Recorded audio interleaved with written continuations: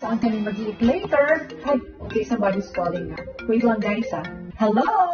Oh yes, Jason, yes. Oh, nandiyan na-deliver ng car. Oh my gosh, okay, I'll see you later. For today's vlog mga pare ko, may panibagong YouTube channel naman tayong i-review o i-feature walang iba kundi YouTube channel ni Marisa Laude o kilala bilang si Smo Laude. So mga pare ko, kapag once na nagwa-vlog na itong si Smo Laude ay talagang sobrang napakabasigasig, masiyahin at talagang nakakatuwa yung mga vlog ni Smo Laude. So talagang stress reliever yung kanyang mga vlog.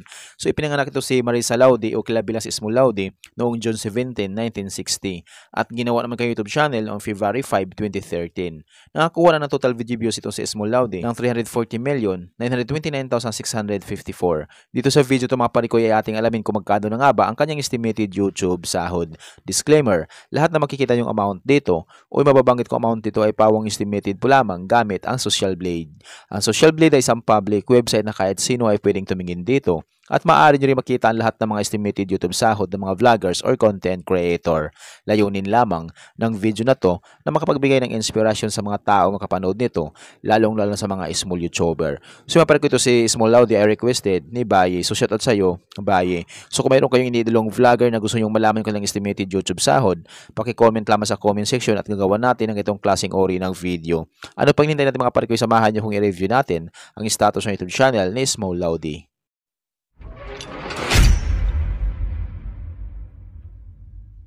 So yun mga pare ko, dito naman tayo ngayon sa official YouTube channel ni Smo Laude dito sa Social Blade. So ito si Smo Laude ay requested ni Baye. So shoutout sa iyo, Baye. So kung mayroon kayong dalawang vlogger na gusto nyong malaman kung lang estimated YouTube sahod, paki-comment lamang sa comment section at gagawa natin ng itong klaseng ori ng video.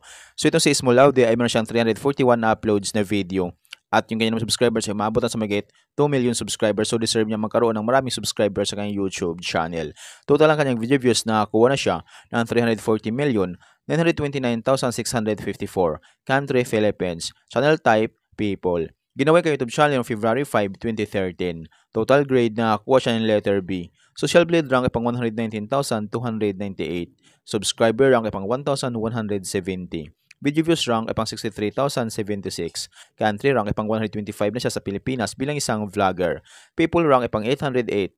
Nakakuha ng 20,000 subscribers ito si Smo Laude. Tumaas ito ng 100.0% kumpara sa nakalipas sa 30 days. At dito sa video views nakakuha sa magit 4 million, bumaba ito ng 21.5% kumpara sa nakalipas sa 30 days. So yung mapalikoy, dito naman tayo ngayon sa kanyang YouTube stats summary simula noong February 24 hanggang March 9, 2025. Dito natin makikita yung mga nadagdag yung subscribers, video views, at yung kanya naman estimated earnings. Dito sa kanyang subscribers, nakakuha siya ng 10,000 subscribers noong March 3, 2025. At dito sa kanyang video views, so makikita natin na lahat naman ay nakapositive. So ibig sabihin, tumaas yung mga views ni Smo Laude. So dito sa kanyang estimated earnings, mga pare ko, makikita natin dito yung araw-araw na kinikita ni Smo Laude. So meron siya ito $47 up to $751 $20 up to $314 $18 up to $281 $18 up to $288 $15 up to $242 $33 up to $523 $14 up to $224. So yun yung posibleng kinikita ni Smo Laude sa kanyang YouTube channel araw-araw. Pero ititignan natin dito mga parikoy ano kaya pinaka-daily average at weekly average. So sa kanyang daily average, nakakuha siya ng 667 subscribers at may total video views na umabot sa 135,998. Kumita ito ng $34 up to $554. I-convert natin sa piso. Simula di pa-convert sa lowest na mayroon siyang $34, i-times natin sa 58, ay mayroon siyang 1,972 pesos na posibleng kitain sa loob ng isang araw. At kung mabot naman yung highest, mabot sa $544, i-times natin sa 58, ay mayroon siyang 31,552 pesos na posibleng kitain sa loob ng isang araw. So yun mapalikoy, dito naman tayo ngayon sa kanyang weekly average. So sa kanyang weekly average, nakakuha siya ng mahigit 4,000 subscribers at may total video views na mabot sa 951,986. Kumita ito ng $238 up to $3,800. I-convert at sa piso.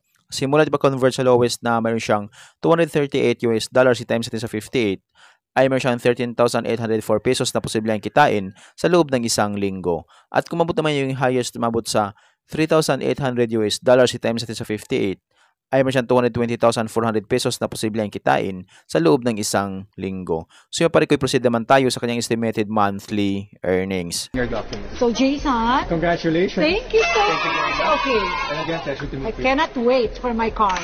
So, guys, you remember na. Okay, pagdating na doon yung card later. I'm so excited.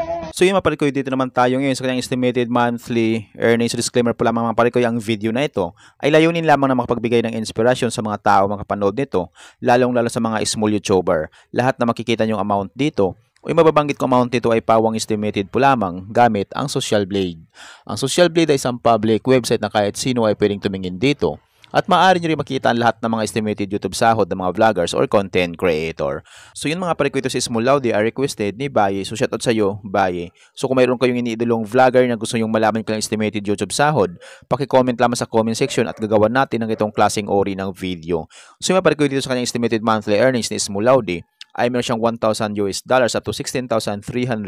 So i-convert at sa piso. Simulat pag-convert sa lowest na mayroon siyang $1,000 i-times natin sa 58 ay meron siyang 58,000 pesos na posible ang kitain sa loob ng isang buwan. At kung mabot naman yung highest, tumabot sa $16,300 i-times natin sa 58 ay meron siyang 945,400 pesos na posible ang kitain sa loob ng isang buwan. So yung itong highest ni Small Laude, sumabot lamang ito kapag once lahat ng mga viewers niya ay hindi nag-i-escape ng ads. So bihira ang mga viewers na hindi nag-i-escape ng ads, kaya hindi ito maabot ni Small Laude. So dito na tayo babase sa lowest na mayroon siyang $1,000. So itong $1,000 na katumbas ng 58,000 pesos, so maaring doble lang ito or triple. So yan yung posibleng kitain is Small Laude sa kanyang YouTube channel sa loob ng isang buwan.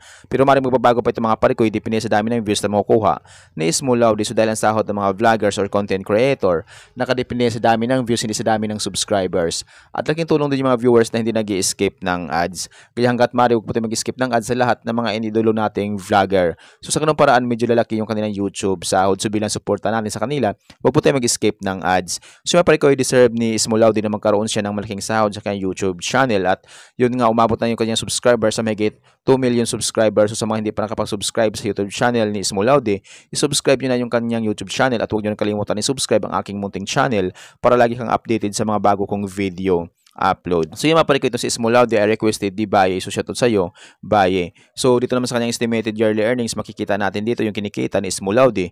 Meron siya dito $12,200 up to $195,800. So yun yung posibleng kitain ni Small Laude sa kanyang YouTube channel sa loob ng isang taon. Pero dito na tayo babase sa lowest na meron siyang $12,200. So yan yung posibleng kitain ni Small Laude sa kanyang YouTube channel sa loob ng isang taon. So yung parikoy, hanggang dito na yung video natin. So kung mayroon kayong iniidolong vlogger na gusto yung malaman ko ng estimated YouTube sahod, paki-comment lamang sa comment section at gagawa natin ng ganitong klaseng ori ng video. At kung nagustuhan nyo ang video ito mga parikoy, huwag niyo po sana kalimutan mag-like, share at mag-subscribe sa munting channel nito. Once again, this is Kabady Vlog. Peace out.